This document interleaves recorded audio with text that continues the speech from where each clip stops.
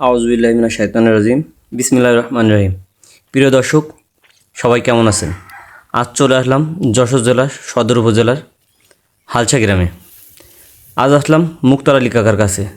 মুক্তার আলী কাকা এবার উইস্টার চাষ করেছেন। শুনবো তার মুখ থেকে তিনি কেমন আছেন এখন এই বৃষ্টির মাঝে। আসসালামু আলাইকুম। ওয়ালাইকুম আসসালাম। কেমন আছেন বাবা? আল্লাহর রহমতে ভালো আছি। যাক আলহামদুলিল্লাহ। এটা কি উইস্টার? এটা এটা হচ্ছে গুটি উঠতে। গুটি, যেটাকে গুটি বোল্ডার যেটা বলে ওইটাই। বোল্ডার বোল্ডার গুটি বোল্ডার। উইস্টার ফলন কেমন আছে এখন? ফলন এখন তো বৃষ্টিতে উঠতে গাছ নর্মাল হয়ে গেছে বা ফলন খুব কম।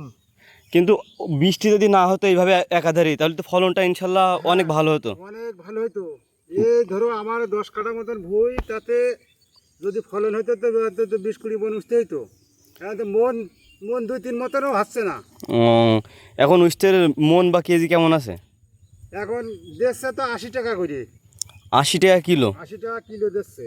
তাহলে যদি 20-20 মণ উঠতে হতো তাহলে তো ইনশাল্লাহ অনেক টাকাই হতো, কিন্তু বৃষ্টির কারণে তো সব নষ্ট হয়ে যাচ্ছে। হ্যাঁ, ওই সময় আবার দাম কম হতো। মানে ফলন বেশি হলে দামটা একটু কম হতো।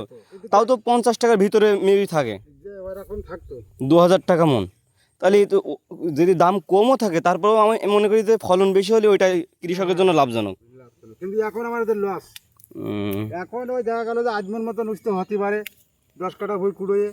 এই সারা বই কুড়ায়ে আদমন উঠছে, তাহলে এটা তো আপনাদের জন্য খুবই একটা শুভকার না? না না না, ক্ষতিকার।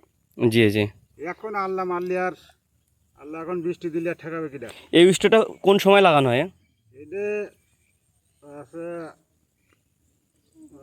কি মাসে যে লাগালাম, আর শ্রাবণ ভাদ্র মাসে। ভাদ্র মাসে লাগানো হয়। এখন এর পুরোপুরি ফলনের সময়, কিন্তু বৃষ্টির কারণে ফলনটা কমে গেছে। আচ্ছা আচ্ছা, ধন্যবাদ। আপনার সাথে কথা বলে ভালো লাগলো। আসসালামু আলাইকুম। ওয়ালাইকুম আসসালাম রহমতুল্লাহ বরকাতু। যেখানে সারা বই উঠতে তুলে 2-1 বস্তা হওয়ার কথা আজকের দিনে, সেখানে মাত্র এই আধা ক্যারেট মতন হয়েছে। বৃষ্টির কারণে আসলে কৃষকরা ভালো নয়, প্রতিটা আবাদই ক্ষতির মুখে সম্মুখীন হচ্ছে। প্রাকৃতিক দুর্যোগ বলতে পারেন কৃষকের জন্য এটা একটা। আর এই অবস্থায় কোনো কৃষকই ভালো নয়।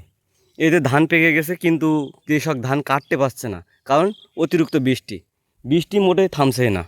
ধন্যবাদ আমাদের সাথে থাকার জন্য।